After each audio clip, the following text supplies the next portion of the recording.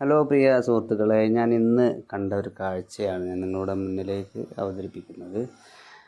അവിടെ പെരുവയലിൻ്റെയും അയ്യപ്പൻകാവിൻ്റെയും ഇടയിലായിട്ട് ഒരു ചെറിയ ഒരു ഷോപ്പ്, അതായത് മൺപാത്രങ്ങൾ വിൽക്കുന്ന ഒരു ഷോപ്പാണ്.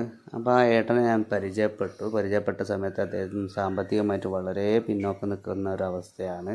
ഒരു ദിവസം അദ്ദേഹത്തിൻ്റെ വരുമാനം എന്ന് പറഞ്ഞാൽ വെറും 100 രൂപ അല്ലെങ്കിൽ 150 രൂപയൊക്കെ വരുമാനം. ആ ഒരു വരുമാനം കൊണ്ട് കുടുംബം പോറ്റുന്ന ഒരാളാണ് നമ്മുടെ ഏട്ടൻ. അപ്പം നമുക്ക് ആർക്കെങ്കിലും ഈ പാത്രങ്ങളൊക്കെ വേണമെങ്കിൽ, നല്ല നല്ല പാത്രങ്ങളാണ് എനിക്ക് കണ്ടിട്ട് തോന്നുന്നത്. അപ്പോൾ ആ പാത്രങ്ങളൊക്കെ വേണമെങ്കിൽ, മൺപാത്രങ്ങളൊക്കെ വേണമെങ്കിൽ നിങ്ങൾക്ക് ഈ ഏട്ടനുമായി ബന്ധപ്പെട്ടിട്ടുണ്ടെങ്കിൽ നമുക്ക് വാങ്ങാൻ പറ്റും. ഏട്ടാ അതിനെത്ര? അദ്ദേഹത്തിൻ്റെ നമ്പറൊക്കെ ഞാൻ അവസാനം 150 രൂപ അല്ലേ? അതാ ഈ പാത്രത്തിനോ ഇതിന് 130 റുപ്യ.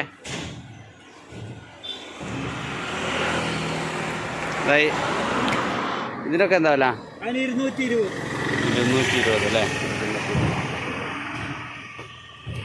ഇത് ശില്പങ്ങളൊക്കെ ഉണ്ടോ? അതൊക്കെ എന്താ വില? ശില്പങ്ങൾക്ക് ചെറുതിന് 100 റുപ്യ അല്ലേ? ഓക്കെ. വലുതുണ്ടോ?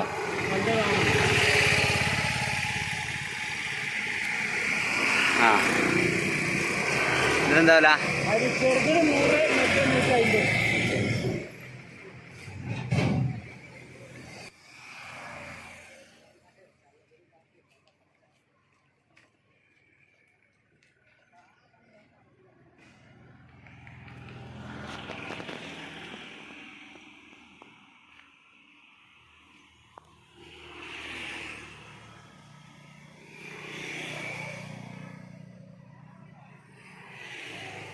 അപ്പോൾ ഞാൻ അദ്ദേഹത്തിൻ്റെ നമ്പർ ഇതിൽ കാണിക്കുന്നുണ്ട്, ഫോൺ നമ്പർ.